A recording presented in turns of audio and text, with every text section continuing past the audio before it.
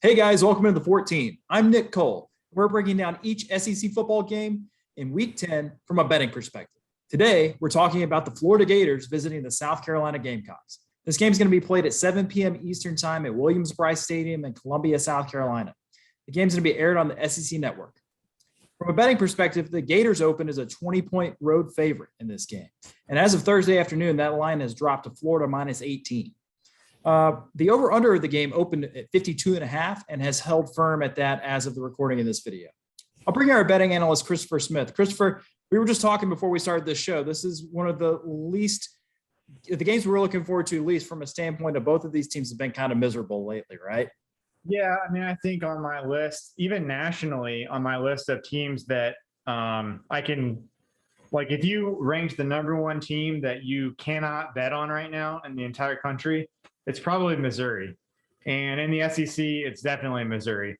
But after that, I think these two teams might be the next two in terms of the teams that on my do not bet on list in the SEC. These may be second and third behind Missouri, which is, beating Missouri in that is not worth anything. So it'll be interesting to see as we move along here what we end up betting on this, or at least what we end up picking for this game. I don't know how much betting we're going to do on it ourselves, but Nick, why don't you get into the weather, injuries, and the news and notes?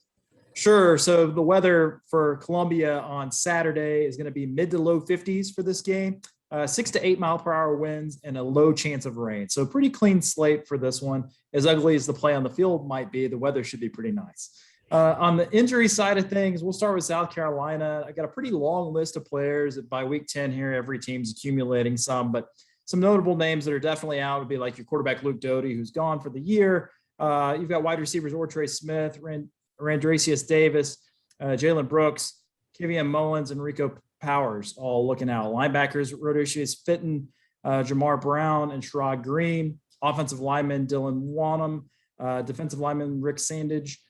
Defensive back, Jalen Dickerson, and are all at least questionable or worse for this game against Florida. So pretty lengthy list at this point. On the Florida side of things, we're focused more on one player in quarterback Anthony Richardson, who got hurt against Georgia. It's been reported that it was a concussion, that he has missed practice on the early part of the week, dealing with the symptoms of that, trying to get cleared in time for this game. Will be something to definitely monitor all the way up until kickoff if necessary. And then wide receiver Trent Whittemore is questionable for this game. Also another piece of that Gators offense to be watching. From a news and notes standpoint, let's start with this. Don't ask Dan Mullen anything about recruiting this week, okay? The Gators made national headlines for all the wrong reasons. And no, it wasn't just that they've been losing football games. It was that they've been losing recruits.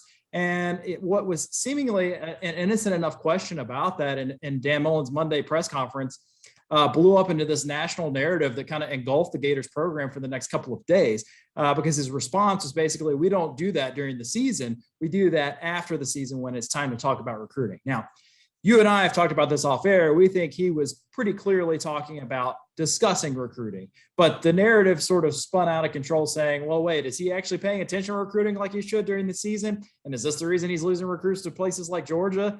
All things to fairly criticize or question, but definitely not the distraction that Dan Mullen and the Gators are looking for at this point in the season. So while Dan doesn't want to talk about recruiting, I hope he's okay with us talking about betting on or against the Gators. And then on the other side of things, I would just ask you, the question is, which of these two teams just wants it less? I don't know that South Carolina actually has ever shown us much of anything from an offensive side of the ball this season. We're talking about a Gators team that's lost 3 of its last 4. And with that lone win being against a pretty bad Vanderbilt team. And South Carolina, not much better in the month of October. They beat Troy early on, but that was on the back of a bunch of defensive turnovers. So we talked about the offense didn't really show much. And then they had a 1-point win against Vanderbilt at home the last time they were at Williams-Brice Stadium. It took a last-minute comeback drive to beat this Vanderbilt team. So the Gamecocks are 1-4 in the SEC. They've struggled to move the ball. We're talking about, can they get to 6 wins? They actually kind of need to beat Florida if they're going to get there. Florida's also 4-4, though. Kind of unexpected at this point in the season that we'd be talking about them needing a couple of wins for bowl eligibility. But Christopher, when you look at the betting on this game and you see the Gators are laying a bunch of points on the road, how do you find the confidence to bet either side of this? Yeah, it's A little wild, not only that Florida has lost 4 times, we figured they would lose to Georgia and Alabama. And we figured before we knew LSU was going through what they are, that wasn't a guaranteed win for Florida. I mean, if you look at Florida's losses, I don't think it's crazy. I mean, there's a narrative and there's some momentum built with frustration from the fan base. And I don't think if you look at 4-4 Florida, that they're necessarily a bad team, even though they have performed poorly in certain instances. They've also won by 21, 22, 24, and 42 points. And the games against Alabama, Kentucky, and LSU were 1-possession losses. And they essentially played Georgia even outside of the final 2:13 of the first half in that game also. So Florida is close to being a top 5 team, even despite the disappointing season.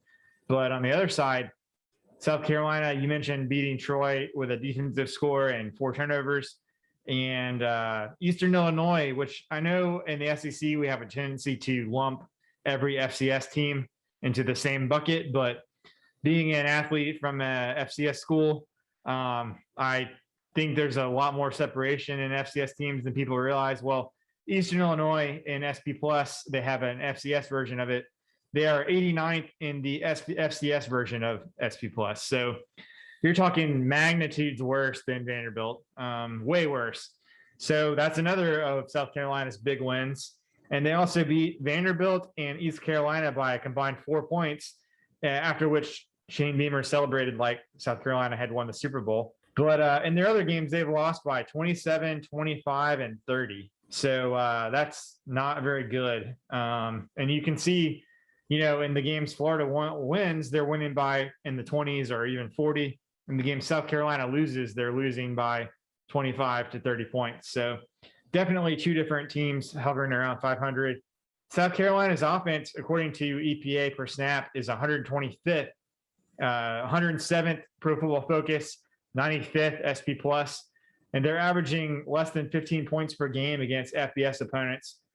Now, if you take away their defensive touchdowns, the most that they've scored on an FBS opponent this season is 21 points against Vanderbilt. And we know a lot of those scores to get to 20, to get to 21 came on last minute or late in the fourth quarter touchdown drives. Same goes for their touchdown against Georgia. Same goes for one of their touchdowns against Tennessee. So this is not an offense that you can count on to do almost anything against any reasonable SEC opponent. Now, on the other side, you mentioned team morale for Florida. It's got to be really low. The thing that bothers me for Florida in this game is, Nick, I'm not sure if you watched that Florida Vanderbilt game super closely, but the score should have never been 42-0. I mean, Vanderbilt did everything it could to not score the ball. I mean, it was actually a miracle that they ended up with 0 points in that game. And Florida looked in no way interested in that game in the Swamp, I believe. And that was, before they strung together some of these losses in the last few weeks. So you're telling me that Florida team is now going to get excited at 4-4 to go play at South Carolina, in another stadium right now.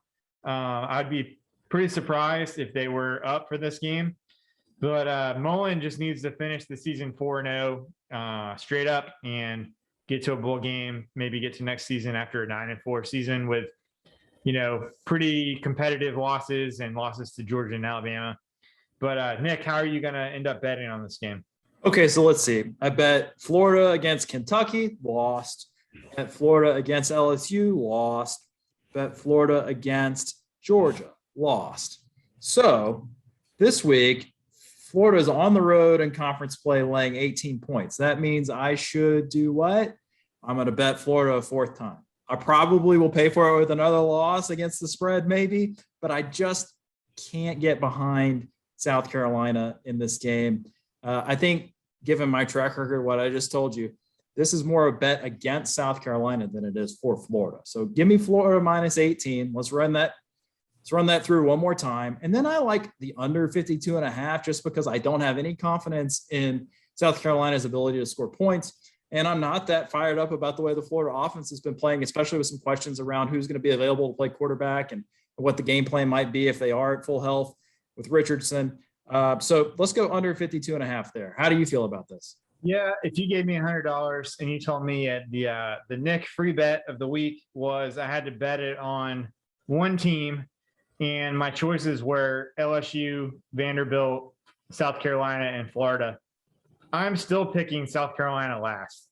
So I guess that leads me to take Florida minus 18 in this game, and I'm going to go under 52.5 because I think South Carolina could get shut out even in this game, perhaps. And I don't think Florida's doing anything great on offense right now either. So I don't want any part of this game whatsoever on either side or on either total. So I am not betting this with my money at all, but I'll take Florida and the under for the purposes of record keeping for the show.